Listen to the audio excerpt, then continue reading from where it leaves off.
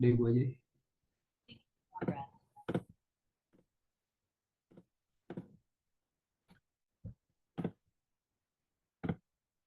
Oke,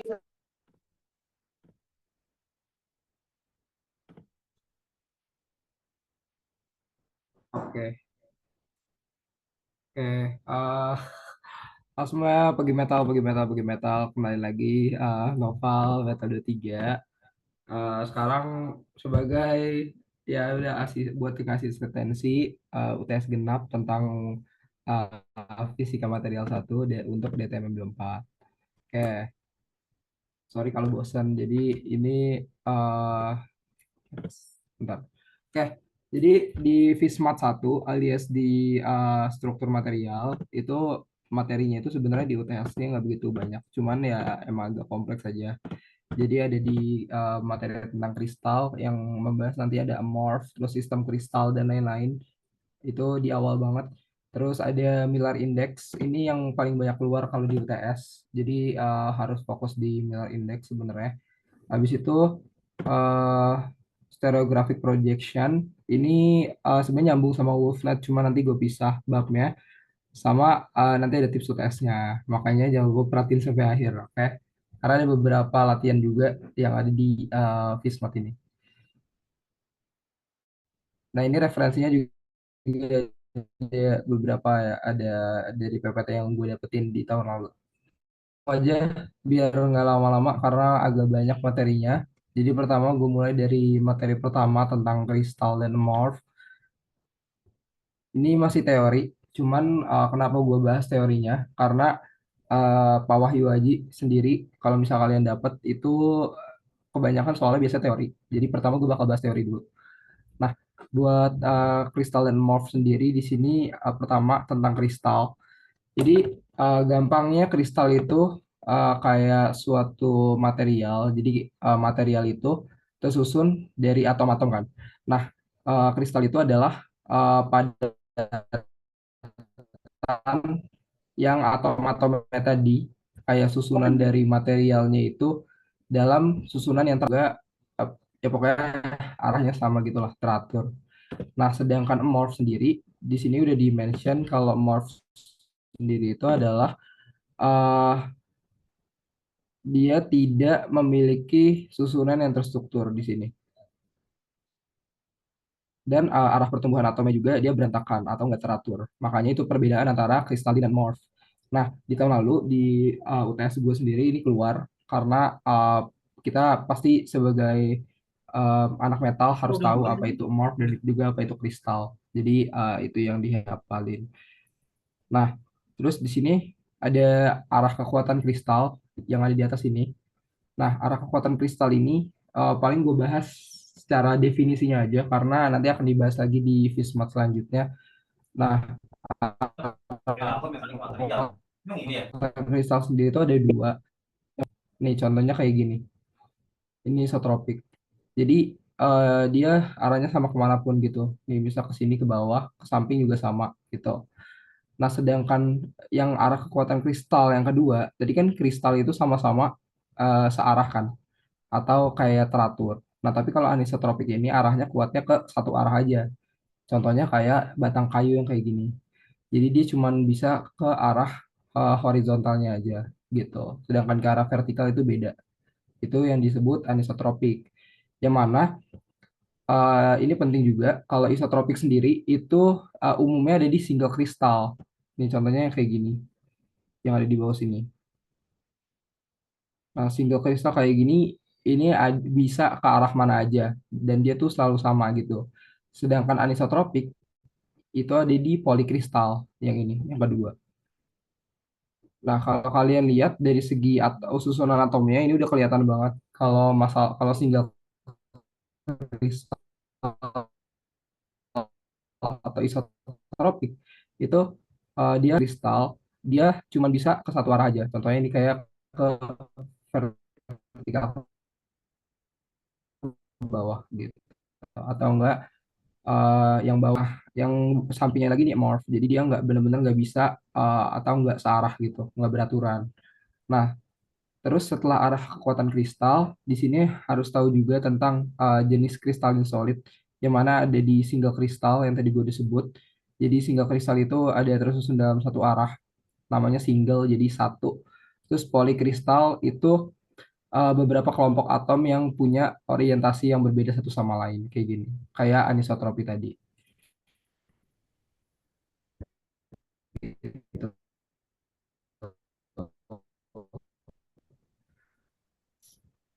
Jadi mas, oke, next. Oke, selanjutnya ini udah lumayan teorinya. Jadi di sini ada lattice atau kisi. Jadi kalian jangan sampai nggak tahu apa itu lattice. Biasanya kayak,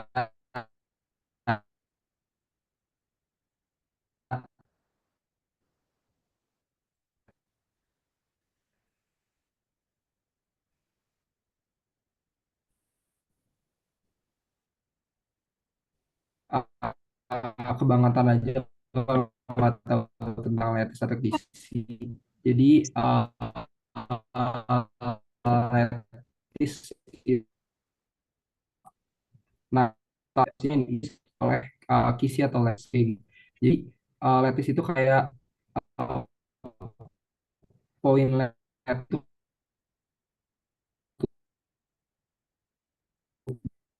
Oke, sorry. bulat jadi satu Bro titik bisa nih ini ya, gitu. share screen tolong. Sorry banget, sorry banget.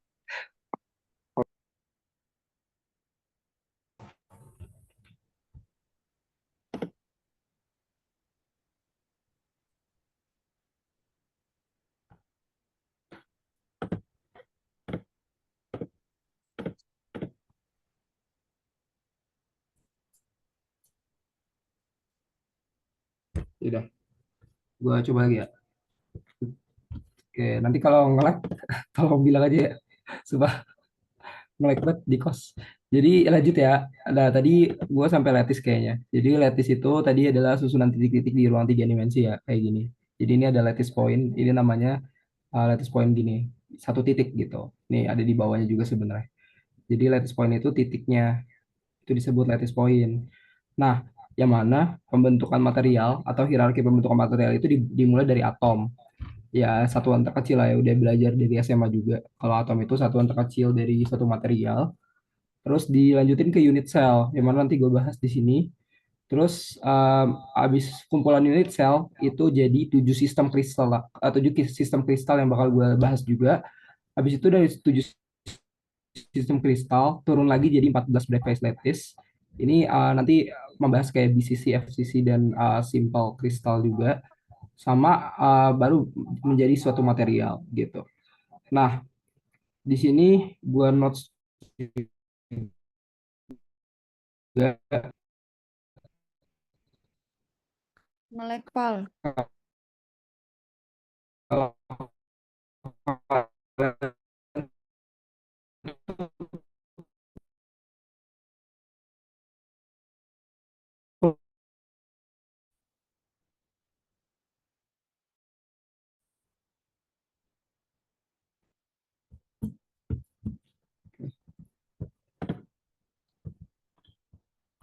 terus oke, ada aman nggak? Ada. Nah, ini unit sel sendiri itu definisinya adalah satuan terkecil yang ada di dalam sebuah kristal.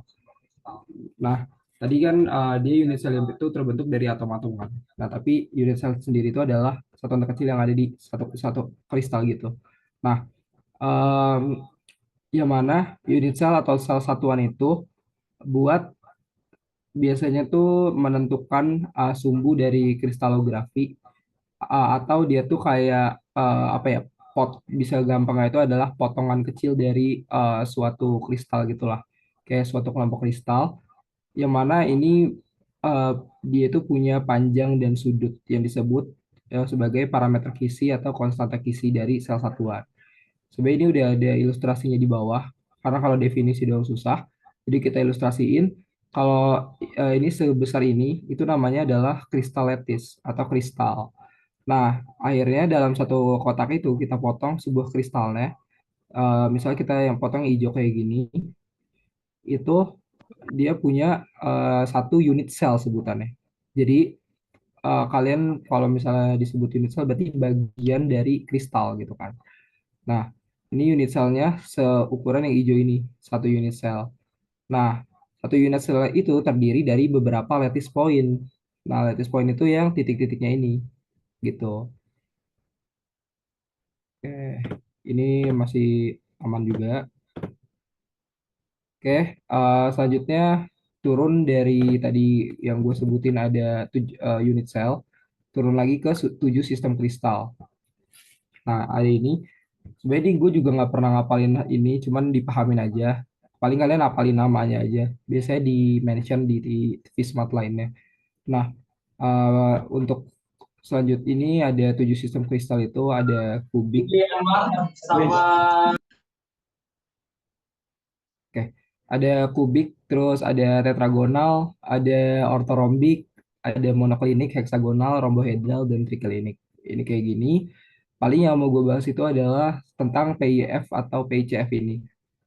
Nah, ini tuh penting, tapi kita bahas di slide selanjutnya, ada di 14 Bravais Lattice. Nah, ini 14 Bravais Lattice yang tadi gue bilang PICF itu apa? Nah, PICF itu adalah Bravais Lattice-nya gitu. Jadi eh di sini untuk P itu simple kristal itu pasti eh, semua sistem kristal tuh punya kayak gini. Nah, sedangkan V itu tangan I itu volume centered itu biasanya dia cuma ada di tengah. Jadi nambah atom di tengah gitu. Nah, kalau C itu base centered itu biasanya nambahnya itu di atas dan bawah. Nah, kalau face centered itu nambahnya di setiap sisi, di kiri kanan, atas bawah, dan depan belakang gitu. Nah, di sini keterangannya bahwa kisi primitif atau P itu titik kisinya cuma terletak di sudutnya aja. Nih, bisa kalian lihat kan, sudutnya aja. Jadi jumlahnya itu ada 8. Terus kalau kisi body centered atau I itu terdapat tambahan satu titik kisi yang terletak di pusat sel. Ini contohnya. Terus kisi face centered itu terdapat tambahan 6 titik kisi yang terletak di pusat masing-masing permukaan sel. Nih ya, face centered. Jadi ada di kiri kanan, satu dua itu udah dua ya. Terus depan belakang dua lagi, sama atas bawah dua lagi jadi 6. Sama kisi base centered itu I, C. Ini terdapat satu titik di salah satu pusat. Nah, contohnya ini ada di atas sama bawah yang di ortorombik gitu. Oke, masih teori. Oke, lagi-lagi teori di sini ada struktur kristal dari suatu kubik yang mana struktur kristal kubik itu nanti dibagi jadi SC, FCC dan juga BCC. Nah, pertama struktur dari simpel kubik atau SC itu adalah strukturnya itu sederhana atau cuman ada di ujung-ujung dari sudut sebuah kristal. Nah, struktur ini itu punya SC-nya itu berjumlah satu. Nanti itu ada satunya ini berpengaruh di dalam APF. Nah, nanti gue bahas APF itu apa. Nah, ini buat SC sendiri, ini contohnya ada di ujung-ujungnya aja kan. Oke, sini di ujung-ujungnya aja. Nah, ini itu kalau bentuk kayak gini, itu artinya kayak diperbesar lah atomnya gitu. Nah, yang mana jari-jari dari atom SC sendiri itu nilainya itu A banyak bagi dua. Kalau di sini nggak terlalu gue bahas karena nggak akan keluar. Jadi sekelibet aja. Terus APF sendiri ini cuman perhitungan dari si APF SC yang mana nanti kalian harus ngapalin yang penting angkanya aja gitu. Nah, yang tadi gue bilang berpengaruh itu jumlah satu total atom itu berpengaruh di rumusnya si APF ini, yang mana ini berpengaruh di depannya kayak satu kali gitu. Nah, nanti di FCC BCC itu berpengaruh juga karena mereka semua punya angka yang beda-beda buat atomnya. Nah, ini next buat BCC Yang mana BCC sendiri itu struktur kristal yang punya tetap kayak tadi, kayak si simple itu ada di setiap sudutnya. Tapi ada tambahannya. Tambahannya itu adalah satu atom yang ada di depan atau belakang dari si eh, kubusnya gitu. Jadi untuk BCC sendiri memiliki dua atom. Kalau yang tadi kan dia satu atom kan apa si SC itu satu atom karena dia cuma ada di sudut-sudutnya. Jadi atomnya sama. Sedangkan BCC itu ada di dua atom karena dia ada di sudut dan juga nambah di bagian pusat dari si kubusnya. Nih. Nah, ini ada bilangan koordinasinya juga untuk BCC itu 8. Ini buat pencarian dari jari-jari atom BCC. Ini teori juga sebenarnya. Jadi ini kayak dipotong gitu buat si kubusnya. Jadi segitiga siku-siku. Terus nanti dicari pakai Pitagoras dan dapat R-nya, R dan juga A-nya. Ini udah pasti dapat segini. Jadi ini penurunan rumusnya aja. Terus untuk APF sendiri itu eh, penurunannya kayak gini. Jadi tadi kan dia ada mana ya? Dua ya, dua. Nah, nanti di dalam sebuah soal itu pasti diganti buat pencarian APF suatu material itu buat si BCC kalau kalian emang ada sebutan BCC berarti nanti buat rumusnya itu diganti jadi angka 2 gitu di sininya. Tapi ini karena pencarian untuk APF di apa ya APF di BCC secara normalnya jadinya ini buat mencari angka dari si BCC atau APF normal BCC gitu makanya dapat buat APF BCC itu 0,68.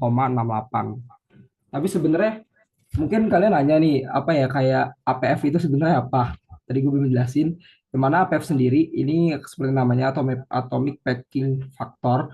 Jadi ini kayak nilai kerapatan suatu atom di dalam sebuah kristal gitu.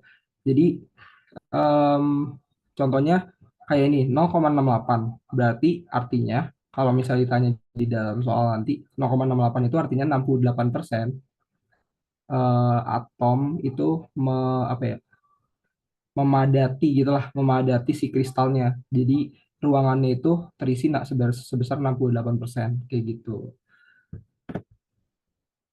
Gitu. Nah, oke. Next. Ini selanjutnya FCC dari yang BCC tadi. Sebenarnya FCC juga sama. Yang bakal gue bahas itu perbedaannya aja. Yang mana di FCC itu 4 untuk atomnya. Jadi kalian ingat aja untuk BCC tadi SC1, BCC2, FCC4. Nah, diperolehnya itu karena dari si FCC sendiri itu dia selain ada di sudut, dia juga ada di atas bawah. Itu udah dua. Terus depan belakang yang ketiga dan kiri kanan itu yang keempat. Jadi dia punya 4 atom gitulah. Jadi sudut, atas bawah, kiri kanan sama depan belakang gitu. Nah, buat jari-jarinya juga kayak gini. Ini juga kita potong segitiga siku-siku yang mana didapat buat diagonalnya pakai Pitagoras. Ini ada 4R sama dengan A akar 2 terus turunannya jadi kayak gini. Oke. Habis itu ini atomic packing faktornya kayak gini juga diturunin yang mana dia itu 0,74 berarti dia 74% buat mengisi si kristalnya gitu. Oke. Mungkin dari teori dulu, dari bab satu, kira-kira ada yang bingung dulu nggak? Mau nanya nggak, mau nanya nggak? Atau lanjut dulu?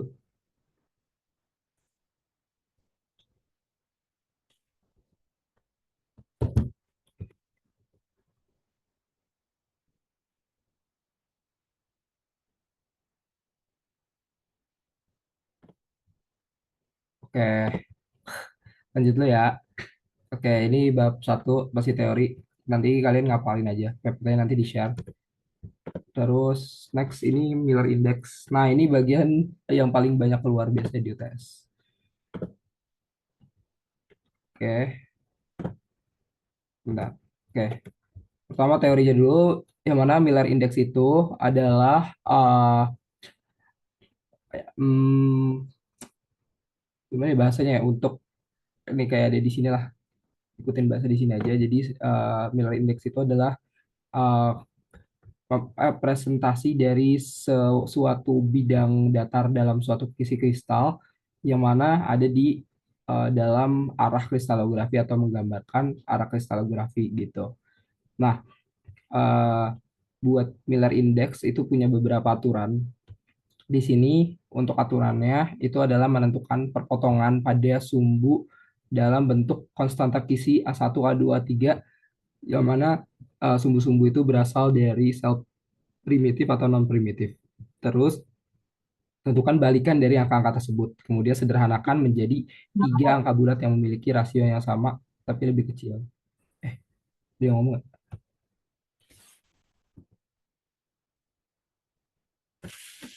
Oke, oke. Oke, nah, terus untuk keterangannya ini ada contohnya. Jadi di sini ada contohnya 412 yang mana balikannya itu adalah 1/4, 1 sama 1/2 kan. Nah, 3 buat angka terkecil itu adalah 1, 4 sama 2. Nah, itu dapat dari dikali 2 semua. Jadi yang 1/4 dikali 4. Jadi yang 1/4 itu jadinya 1, yang 1 jadinya 4, dan yang 1/2 jadinya 2 gitu. Nah, terus buat perpotongan dalam titik yang terhingga, itu nilai indeksnya nanti dilihatnya itu buat interceptnya itu nggak tak terhingga. Tapi nanti buat indeks Millernya ditulisnya 0 gitu. Nanti 0. Nanti ada di soal. Terus kalau suatu bidang memotong sumbu negatif, itu nanti ditulisnya ada kayak strip di atasnya. Tapi ini karena di laptop, jadi di bawah, ini harusnya di atas gini ya. Jadi itu kalau negatif. Nah, biasanya negatif itu contohnya yang ini nih misalnya. Kalau negatif itu misalnya kalian ngambil titik O-nya di sini nih. Sorry banget ya guys, tab gua ketinggalan di rumah. Jadi ini O aja di sini. Nah, tapi misalnya nanti titiknya si X itu salah. Misalnya kalian O-nya di sini nih. Nah, titik Y-nya itu ada di sini nih yang di B. Nah, itu jadinya negatif gitu karena dia ke arah kiri gitu. Misalnya.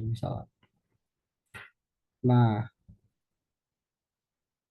terus ini buat contoh sederhananya aja, itu ada di eh, soal yang ini, yang mana buat bidang ABC itu ada A, B, sama C.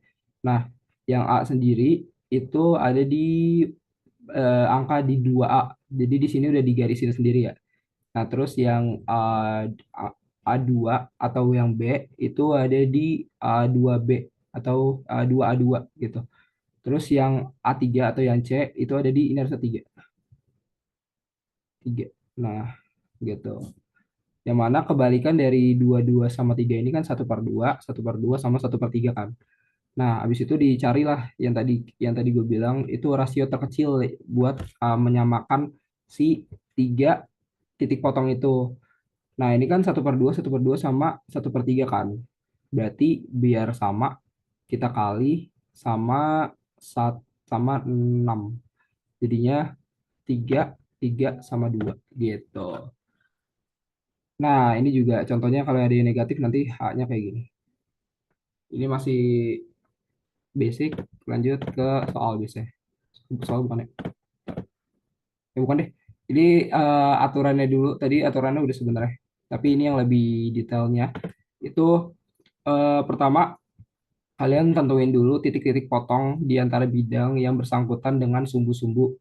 Yang mana di sini ada sumbu-sumbu sebagai berikut. Terus tentuin kebalikan dari angka-angka bilangan tadi. Terus tentuin tiga bilangan bulat terkecil. Habis itu bidang yang sering muncul itu disebut indeks Miller atau indeks HKL. Nah, ini indeks-indeks penting dalam kubus. Ini biasa soal-soal yang keluar tuh biasanya bentukannya kayak gini. Jadi biasa kalau gue sendiri dulu gue ngapalin yang penting-penting aja yang kayak gini. Jadi kayak 100, 110, 111 ini biasanya sering banget ada di soal gitu. Nah, buat penulisan di contohnya jawab soal mau siapapun dosennya, mau Prof Anis, mau Pak Wahyu Aji dan lain-lain, itu pasti kayak gini biasanya. Jadi pertama tuh intercept, intercept dulu, baru habis intercept itu biasanya turun jadi eh, indeks Miller langsung deh. Jadi habis intercept baru indeks Miller. Jadi dari intercept nih contohnya yang kayak gini. Itu kan, oke, gue nggak, aduh, nggak punya tab enak banget. Nah, ini X, terus ini Y, terus ini Z ya. Nah, eh ini interceptnya kan satu tahingga sama tahingga.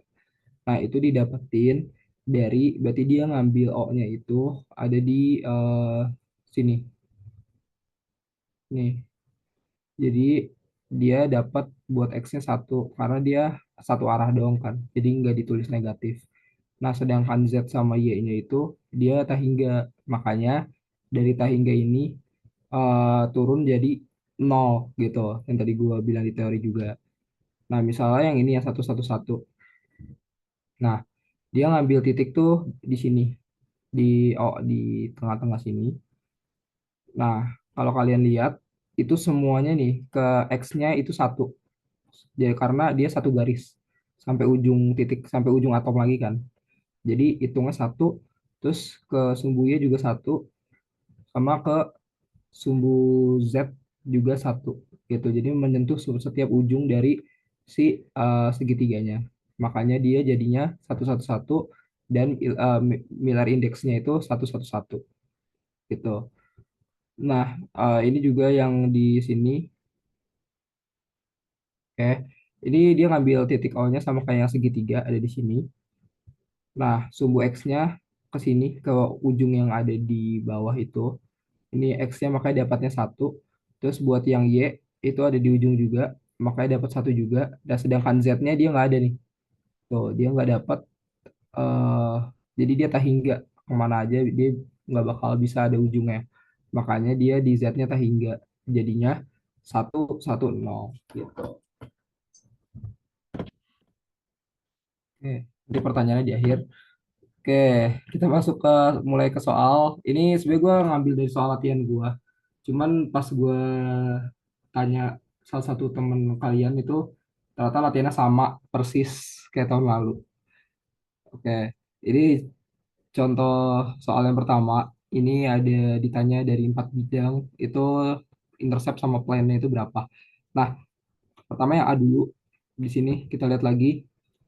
Yang A, dia interceptnya itu ada di, gue ngambil titik di sini, di ujung sini, O-nya ya. Nah, sebenarnya O itu eh, opsional. Cuman sebenarnya gue nggak bilang opsional sih, karena kalian juga harus lihat kan yang mana titik yang bikin sumbu X, Y, Z-nya itu bener-bener banyak, lebih banyak yang keisi dibandingkan titik lainnya gitu. Nah, makanya misalnya gue ngambil O di sini, itu beda sama ngambil O di A. Misalnya ngambil O di sini. Kalau ngambil O di sini kan, gue otomatis cuma dapat X-nya doang dong, ya kan? Makanya gue lebih ngambil O-nya itu ada di antara C sama B ini, di sudut C sama B, di sini O. Buat jadi apa ya, patokannya gitu lah. Nah, di sini berarti kan sumbu X-nya kan ada di mundur ke arah belakang ya. Bukan ke sini kan. Kalau ke sini kan jadinya plus kan tadi, plus plus X. Sedangkan ini tuh ada di sebelah belakangnya gitu di sini. Nah, ini kalau kita lihat ini itu adalah -1/2 karena dia nggak nyampe satu, nggak nyampe apa ya, nggak nyampe atom selanjutnya gitu loh, lattice selanjutnya. Dia cuma setengah dari lattice-nya ini. Makanya jadinya -1/2 gitu. Nah, habis itu yang B atau sumbu Y-nya kita lihat juga, dia juga nggak sampai satu nih, nggak sampai titik yang ini. Makanya dia jadi +1/2 karena dia ke arah kanan gitu. +1/2. Habis itu Selanjutnya yang sumbu Z-nya itu satu karena dia nyentuh ke lattice dari lattice bawah ke lattice atas, makanya jadinya satu atau plus satu gitu. Nah, ditulislah buat si interceptnya jadinya X, Y, Z-nya itu minus 1/2. eh, sa- Habis itu minus, ini harusnya plus 1/2, ini salah. Ini plus 1/2 sama satu plus satu gitu. Makanya jadinya plane-nya itu adalah 2 minus 2 2. Ini 2 1. Ini salah satu harusnya. Nah, kenapa gini? Jadi dari hasil yang minus 1/2 ini, nanti kalian itu jadinya satu per hasil dari intercept. Nah, satu per hasil dari interceptnya kan yang X ini minus 1/2 ya. Jadinya satu per minus 1/2. Kan kalau di dalam ya MTK di kalau dibagi gini kan jadi dikali ya. Terus jadinya minus 2 gitu. Karena nanti duanya naik ke atas. Jadi perkalian di sini. Gitu. Yang ini plus 1/2 juga jadinya satu per 1/2. Makanya jadinya 2.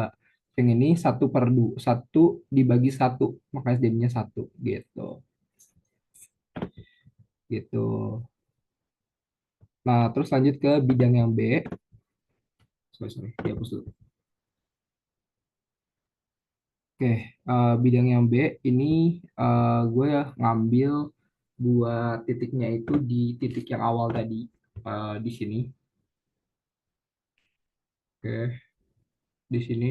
Ini kalau kita lihat ke belakang itu eh, minus satu ya buat X-nya minus satu. Nah, terus buat Y-nya itu plus satu karena dia sampai ujung lattice plus satu.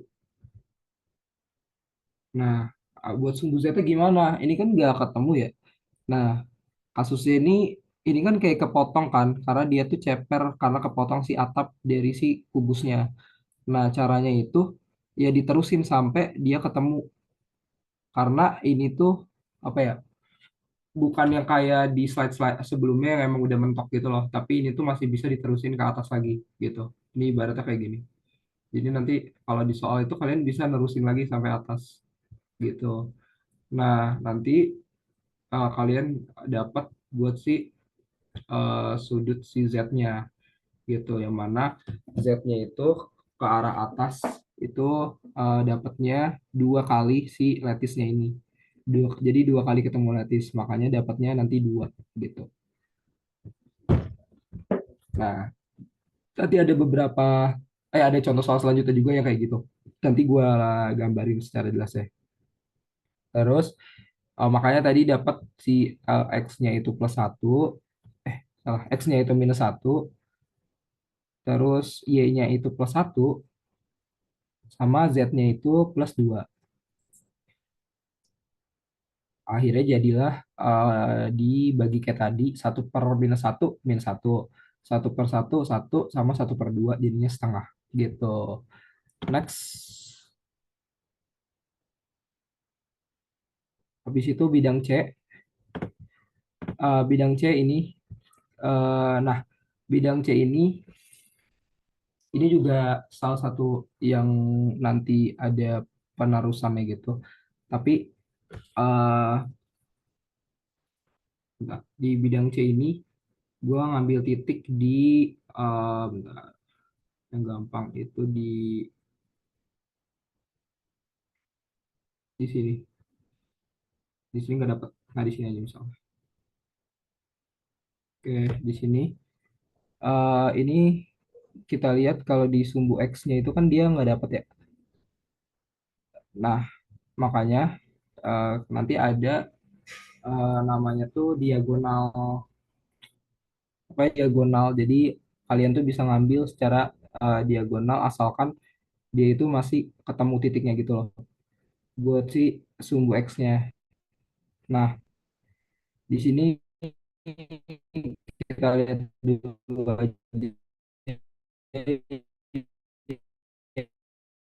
yang uh, sumbu dari yang Y, Y itu kan tadi kanan kan. Itu tadi kan yang gue bilang jadi di gitu. Nanti dia kayak bisa diem gitu. Jadi sebuah segitiga. Nah, nanti dapatlah buat si Y-nya ini.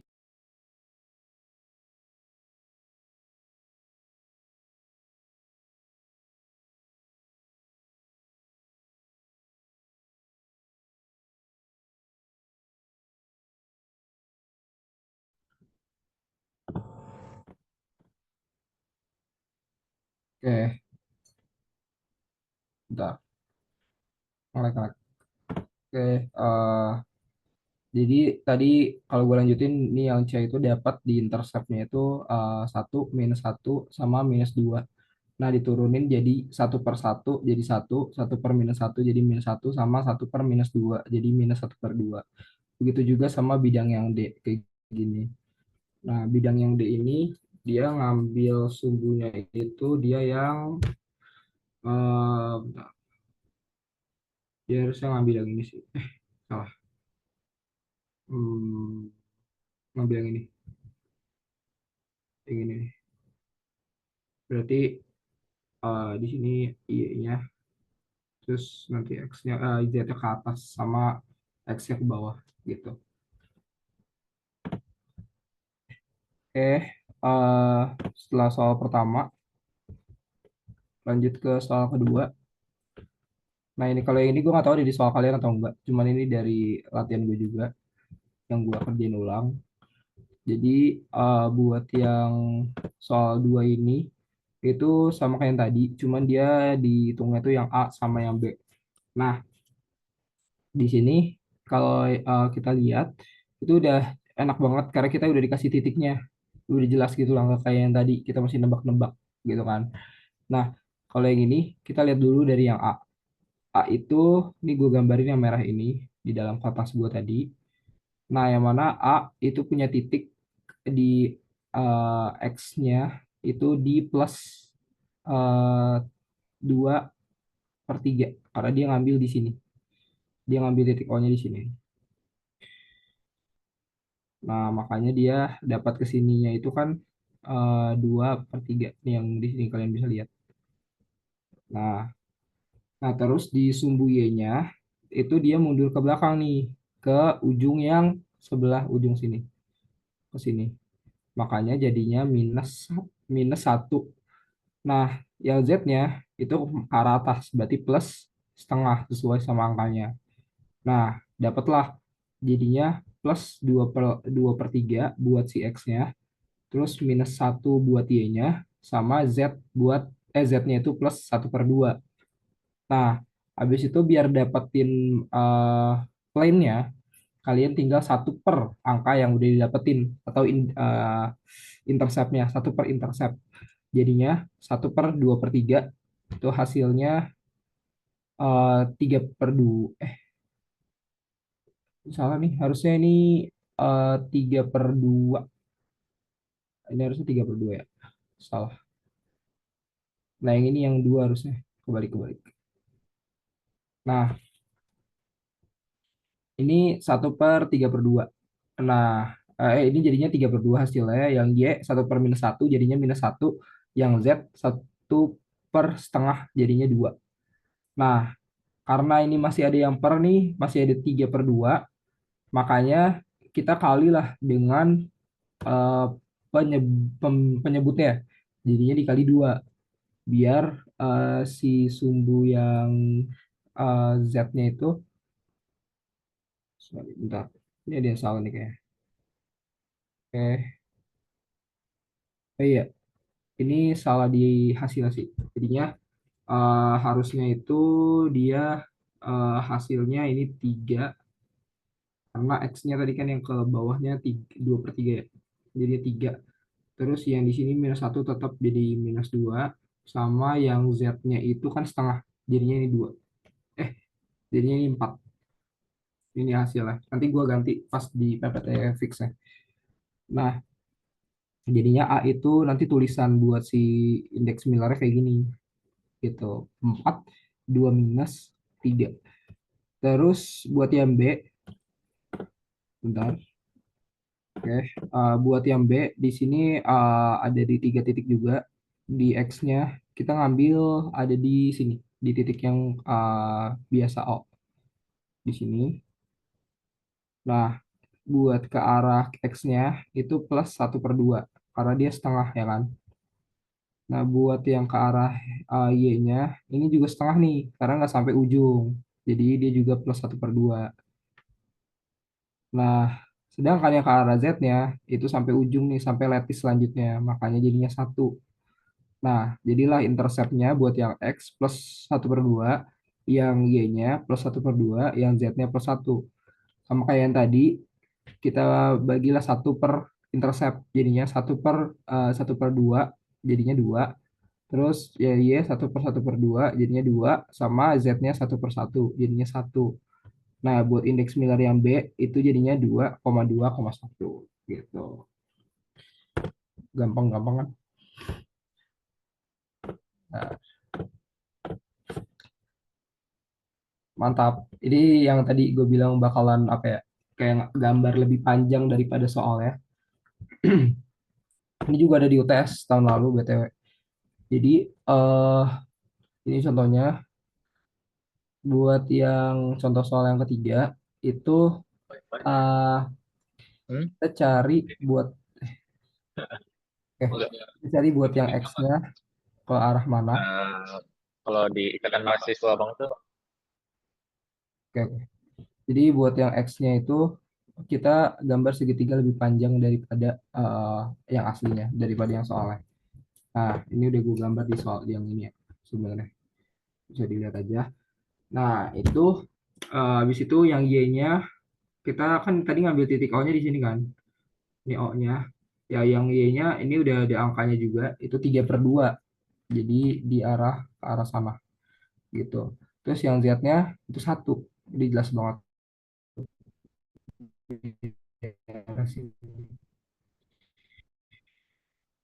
Itu makanya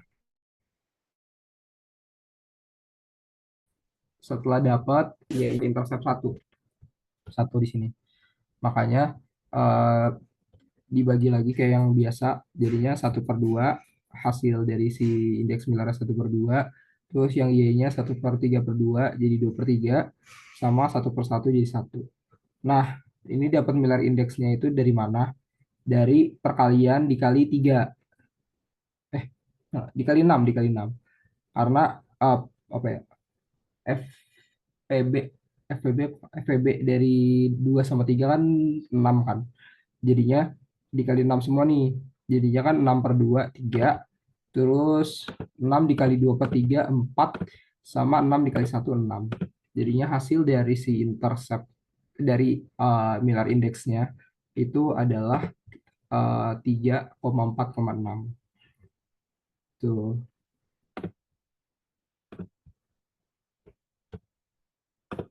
Oke. Ini kayak soal yang terakhir itu soal keempat. Itu ya benar. Oke, ini nah kalau yang tadi tuh Miller Index dari bidang, yang ini tuh dari garis. Nah, ini tuh unexpected. Tahun lalu gue nggak belajar, cuman ada di soal UTS tiba-tiba. Jadi buat yang di garis itu beda banget. Jadi buat yang pertama yang garis yang A itu oke, buat yang A ini dia ngambilnya itu adalah di ujung dan ujung. Jadi bukan kayak bidang tadi. Kita nggak asal naruh O-nya gitu. Nah, di sini kalau kalian lihat ini kalau ke arah bawah, bentar, ini dia salah nih.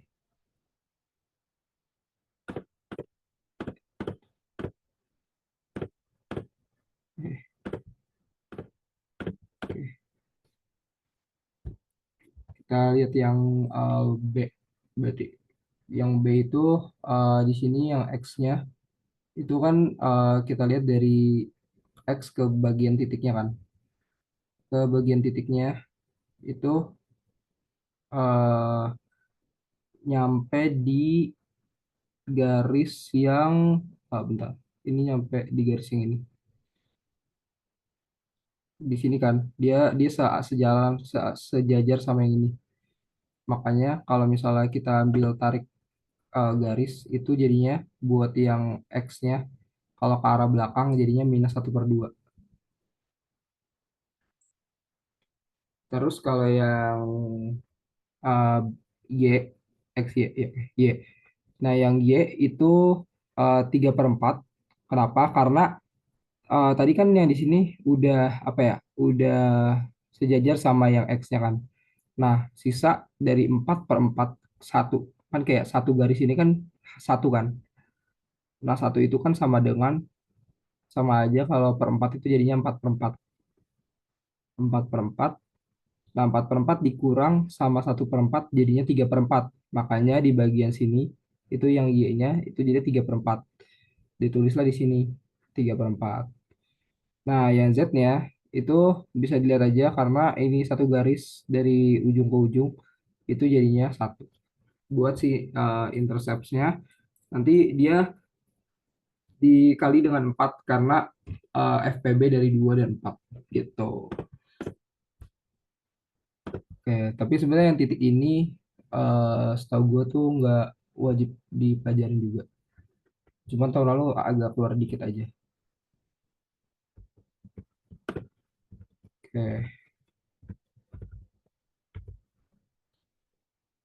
oke. Mungkin nanti pertanyaan sekalian sama yang stereografik karena ini materinya lumayan nyambung. Terus yang materi ketiga, gue bakal bahas tentang stereographic projection. Nah, yang mana belajar stereographic projection itu tujuannya supaya kita bisa proyeksi arah kristal yang 3 dimensi tadi yang ditampilin jadi 2 dimensi atau nantinya disebutnya wolfnet. Terus buat ngebaca sudut dari sebuah kristal sama ngeidentifikasi bidang dan juga proyeksi letak di suatu bidang. Nah, asal mulai dari stereographic projection itu yang pertama gue bahas dari yang kubus kecil ini. Nah, memang mana stereographic projection itu diasumsikan sebagai kristal di dalam sebuah bola yang besar. Yang mana kristalnya ini nanti itu diperbesar gitu. Nah, setelah diperbesar, nanti ada bagian kristal yang akan memotong bola atau grid circle. Jadi nanti kubusnya kan diperbesar nih, lebih besar dari si bolanya. Nanti ada perpotongan yang disebut grid circle. Nah, yang mana yang memotong grid circle itu punya sudut yang sama dengan sudut antar bidang kristal. Habis itu metode yang ini tuh agak kompleks. Nanti ada di Wolfnet. Habis itu ini bisa juga ditampilin buat bidang pada kutub sebuah bola gitu. Yang mana kutub ini nanti ditarik dari titik pusat ke permukaan bola dan tapi yang ini tuh masih 3D. Tadi kan gue bilang kalau misalnya stereografik itu dari 3 dimensi jadi 2 dimensi kan. Makanya kita lanjut lagi, turunin lagi ke buat ngeproyeksiin jadi 2 dimensi dari sebuah bola. Yang mana ngegunain bidang proyeksi di bidang horizontal bola. Terus proyeksi di bidang kristal tiap sudut itu menarik caranya itu dengan menarik garis ke arah selatan dari bola ini. Contohnya udah ada di sini. Habis itu turun lagi jadi sudut antara dua bidang sama dengan sudut antara bidang normalnya sama posisi kutub yang diproyeksi bisa untuk menentukan sudut. Nah, ini teorinya aja. Setelah teori, masuk ke hal yang paling nyambung sama stereographic projection, yakni Wolfnet stereographic projection. Yang mana ini penggambaran dari kertas Wolfnet, mungkin kalian udah belajar juga. Ini ada beberapa hal yang emang mau gue bahas, ada grid circle, longitudinal line. Itu tadi gue bilang, jadi kalau misalnya ada kubus yang diperbesar, itu ada sebuah garis lurusnya gitu. Ini grid circle lurus atau longitudinal. Terus ada grid circle juga, ini garis yang ada di dalam Wolfnet-nya. Terus grid circle equator line, ini horizontal. Sama eh, yang bukan grid circle atau yang ke arah samping itu bukan grid circle. Nah, makanya di sini nanti ada beberapa jenisnya juga buat penentuan sudut dari sebuah material yang digambarin di WolfMap gitu.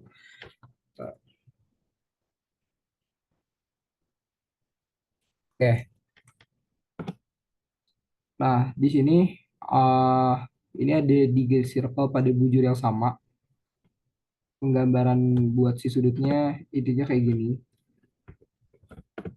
Terus ada di grid circle dengan bujur yang berbeda, yang mana nanti dari bujurnya yang beda di sini ada P1/2 sama aksen 1. Itu nanti di ini P aksen 2 ya, P aksen 1. Nah, ini dikasih garis bantu gitu dari garis bujur yang ada atau grid circle yang ada gitu.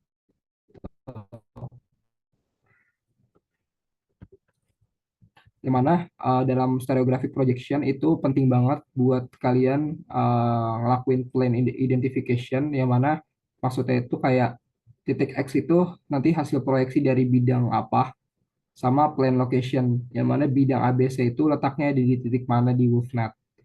Nah, teori ini sebenarnya lebih susah daripada latihannya, jadi kayak nggak usah terlalu terpaku sama apa ya, sama teorinya, karena nggak bakal ditanya juga. Jadi kita lanjut ke contoh soal yang paling sering keluar dan kayaknya akan keluar di tahun ini. Jadi inilah contoh soal WolfMap. Biasanya tuh dikasih buletan segini, terus kalian harus cari A sampai M, A, B, C, D, F, G, H, I, J, K, L, M, gitu. Ya, tahun lalu keluar, tahun lalunya lagi juga keluar. Nah, ini caranya gimana? Oke, bentar, sebelum ada jawaban dulu. Nah, caranya itu adalah di sini kan yang baru diketahui di titik-titik ujung atau tadi kalau gue bilang itu titik tengah yang tegak lurus dan sejajar itu harus diketahui semua dulu guys. Nah, itu untuk titik sejajar itu ada di yang 001 ini sama E. Berarti yang harus diketahui duluan itu adalah pertama E, supaya kita bisa nyari buat D, salah, buat yang G sama K gitu. Habis itu yang C itu titik tegaknya belum diketahui, makanya nanti bakalan dicari juga C gitu. Nah, terus di sini ada juga nih titik yang emang eh, apa ya? Di titik tengahnya itu diketahui, sedangkan ujungnya tuh belum. Itu ada di A sama di M. M itu di tengah antara 100 sama 010 gitu.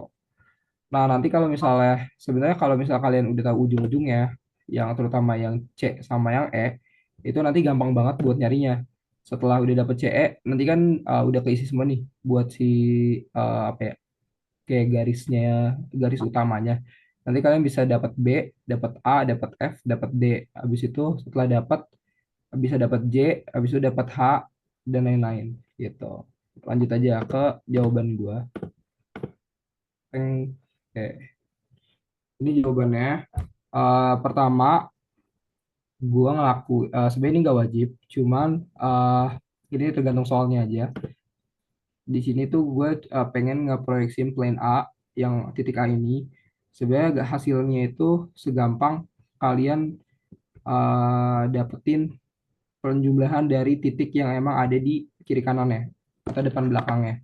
Nah, A ini dia kan ada di antara 001 sama 010 kan. Makanya A itu nantinya jadi 001 plus 010. Jadi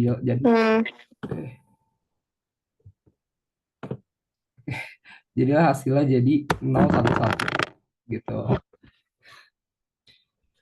Terus tapi di sini gue mau kayak melakukan uji gitu lah. Jadi si A terhadap 001 sama uji A terhadap 010. Tapi ini nggak wajib. Nanti kalau misalnya di dalam UTS kalian pakai cara yang penjumlahannya aja. Terus ini juga masih jawaban gue yang versi panjangnya. Nah, ini yang tadi gue bilang yang paling harus dicari itu ada di yang C. sama yang M. Jangan dulu. Yang C sama yang M. Nah, kalau yang C sama yang M, itu nanti kalian dapat, nah, salah, C sama E maksudnya. C sama E ya. Nah, kan di sini beneran belum mau diketahui semua ya. Jadi si C ini kan nggak bisa nih kayak C nggak bisa dijumlah dari B plus D karena B plus D pun belum ada. Terus yang E dia mau dijumlahin ke siapa juga nggak ada kan karena D sama F juga nggak ada nih. Makanya dicarilah menggunakan pencarian sudut di sini. Nah, di sini kita cari yang E, yang mana E itu nanti diuji terhadap 100 sama terhadap 010. Nah, buat rumusnya itu kayak gini, nanti dicatat aja ya. Sama ini, dicatat aja. Itu cos 0 kan 0 ya. Nah, terus eh ini dari hasilnya 0 juga. Makanya H1-nya 0. Nanti buat yang 010 juga 0. Habis itu uji terhadap 001 dapat H-nya itu -1. Nah, sedangkan kalau lu mau dapat titik apa ya? Titik Miller indeksnya itu H-nya itu harus sama dengan 1, guys. H-nya itu harus sama dengan 1. Makanya di sini eh, hasilnya itu jadinya 0, 0, -1 karena biar yang ininya tuh jadi +1. Nah, tapi dapat dari mana sih itu sudut 90 derajat sama 180 derajat? Yuk, kita balik lagi ke soalnya.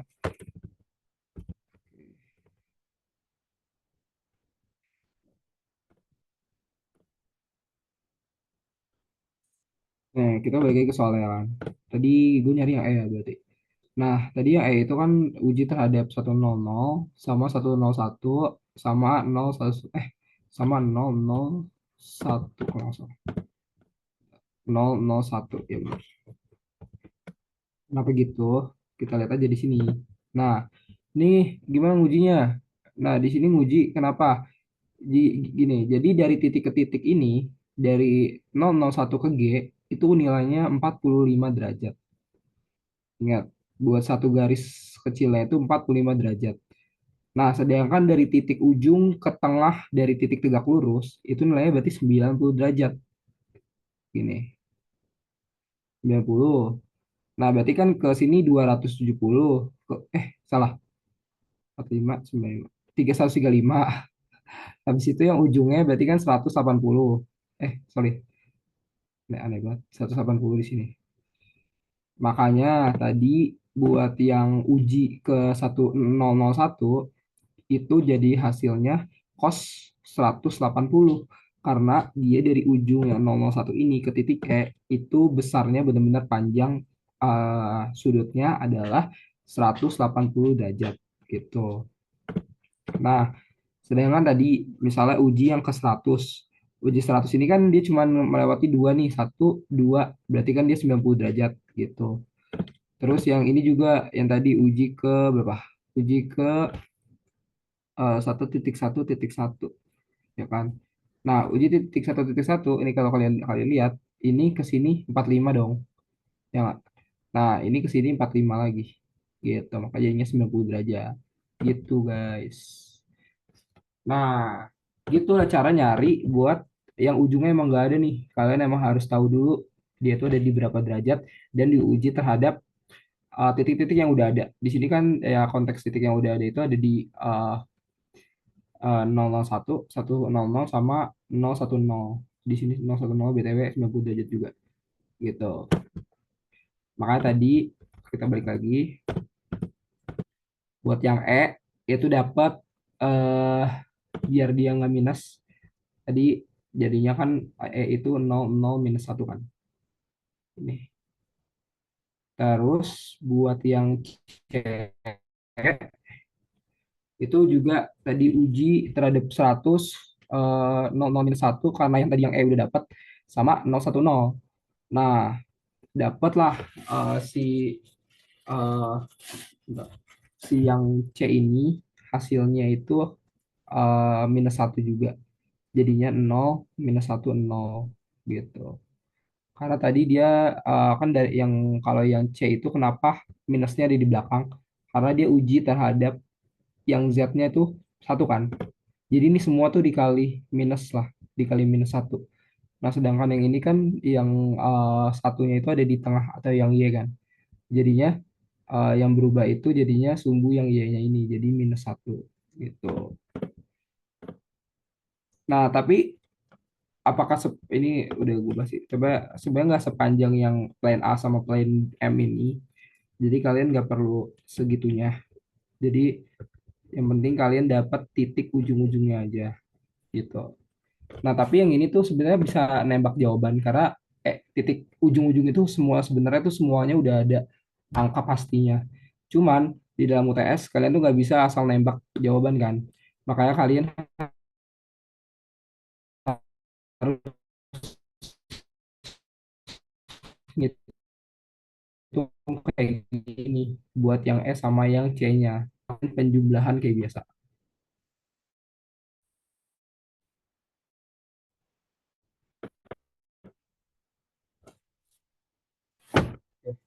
Di sini penjumlahan yang kayak biasa yang gue maksud itu ada di tadi kalian udah di E sama C-nya. Ini abaikan aja ya.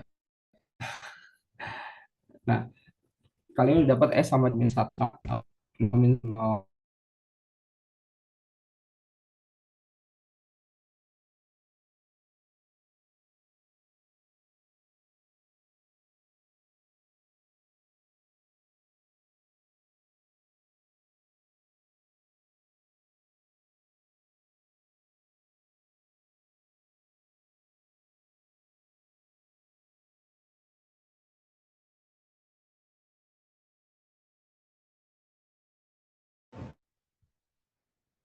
Oke, ngelag lagi guys. Sorry, sorry, sorry.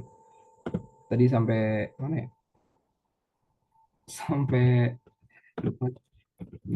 Oke, sampai sini deh.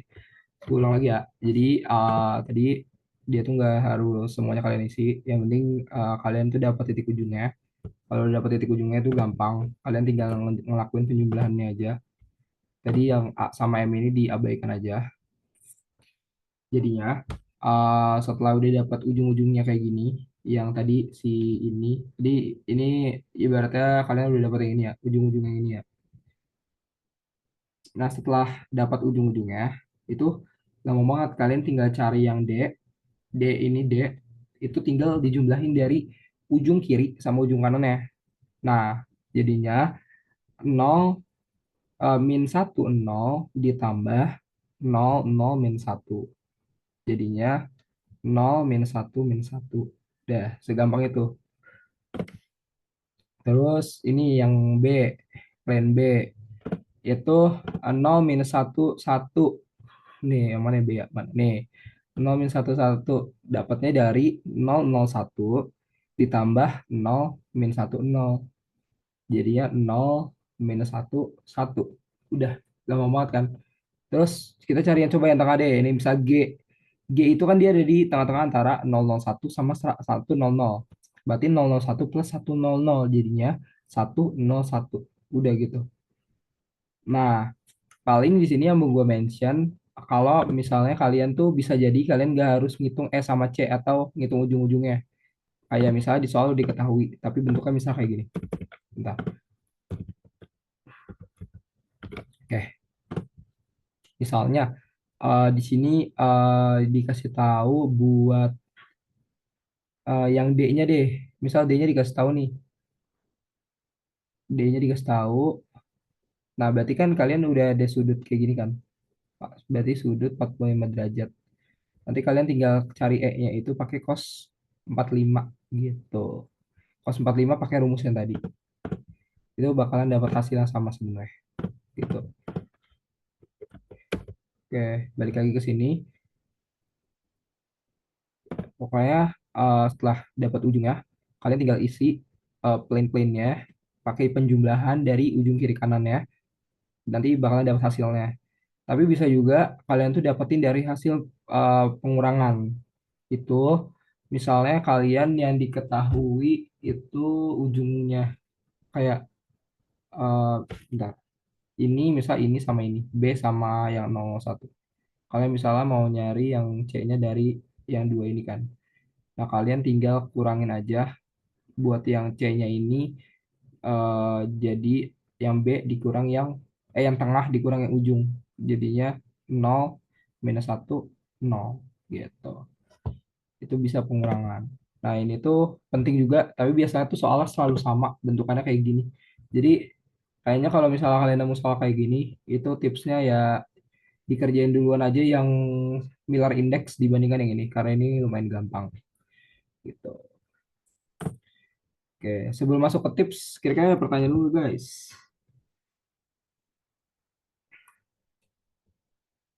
Boleh, boleh menanya guys.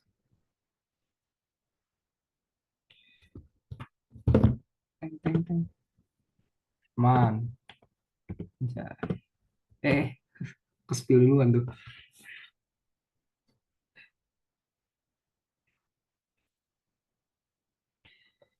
Teng, teng, teng, teng.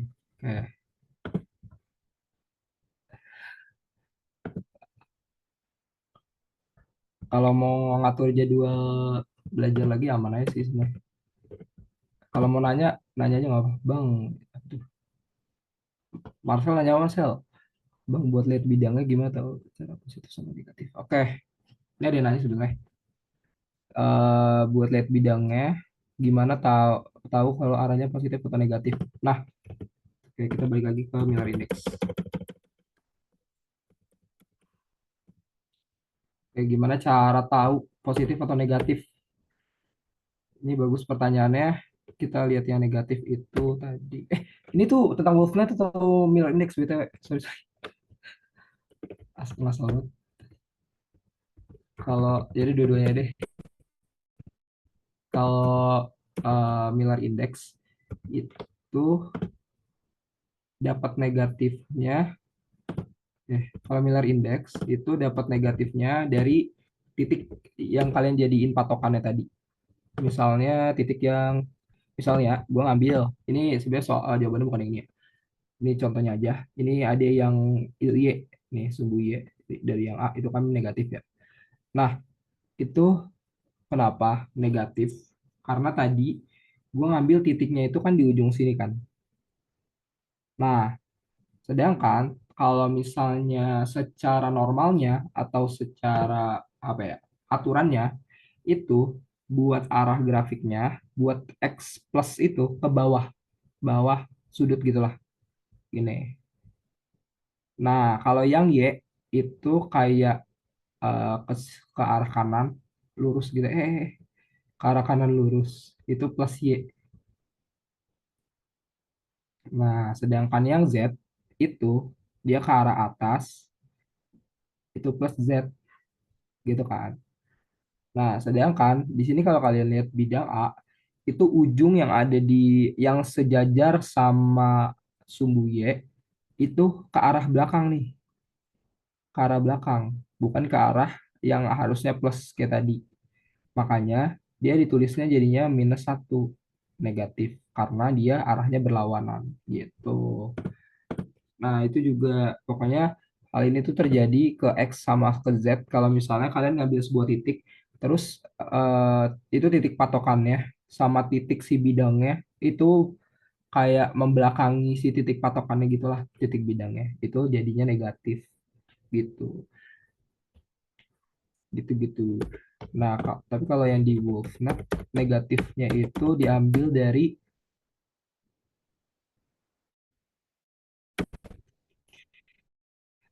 sebenarnya dari perhitungan yang ini sih, ada ujung-ujungnya.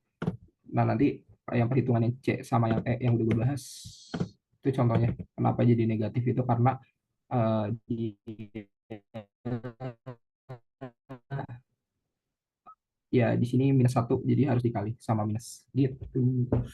Oke, oke. Sekarang ada yang nanya lagi. Kita lanjut ke tips UTS. Oke, Jadi tadi soal-soal udah, contoh udah, nanti PPT paling gue benerin dikit karena ada beberapa hal yang salah. Lanjut ke tips UTS-nya.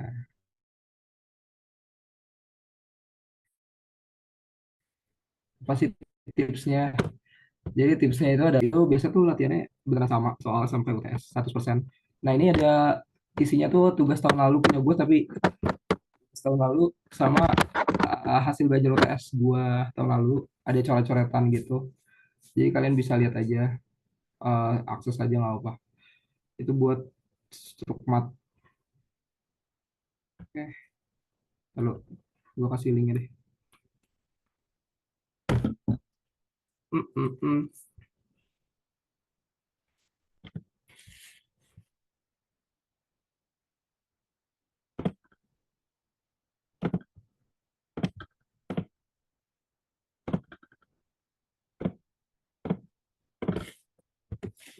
Oke, ini pokoknya kalian pelajarin aja, latihannya sampai ngelotok. Terus buat yang bagian MoveNet-nya kalian latihan dari yang gua coba di sini aja. Tapi kalian abain aja yang bagian plane A sama plane M. Itu kalau kalian mulai semuanya dari plane A sama plane C, itu sebenarnya tipsnya. Pelajarin semua latihan, pelajarin MoveNet-nya soal yang kayak tadi. Terus teori, teori itu yang keluar pasti yang tentang kristal. Jadi kalian harus hafal juga apa ya? Bukan hafal sih, paham juga apa itu kristal morph. Terus BCC, FCC itu angkanya berapa berapa. Itu penting, terutama yang kelasnya Pak Wahyu Aji. Itu. Oke, sudah selesai. Nah, sudah selesai dari gua sebagai asistentor buat Strukmat UTS Pilap 2025 kali ini. Semangat buat UTS-nya guys. Kalau dia mau nanya, langsung PC juga nggak apa. Balik lagi ke si Jundi. Oke, makasih banget nih Bang Nopal buat asistensinya dan waktunya lah. Sekarang kita masuk ke sesi tanya jawab dulu. Nah, ada yang mau nanya nggak nih? Boleh langsung on mic aja atau chat.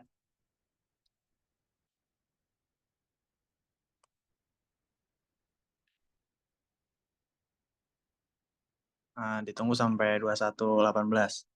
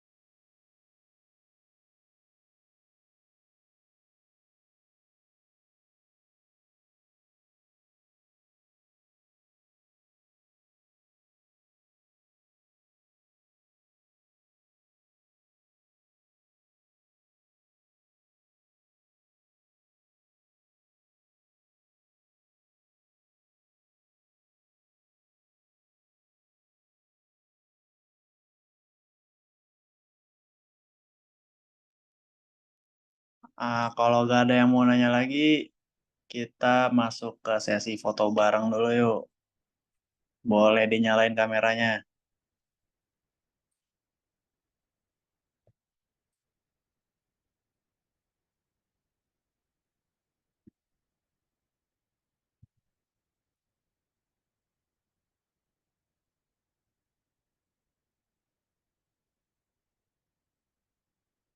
Senyum, senyum, senyum. Ada Rija, Nanda buang aja. Ada apa? Yoyo, Faiz, Jack. Beh. Nah, halaman pertama, Cis. Halaman kedua, Cis. Halaman ketiga.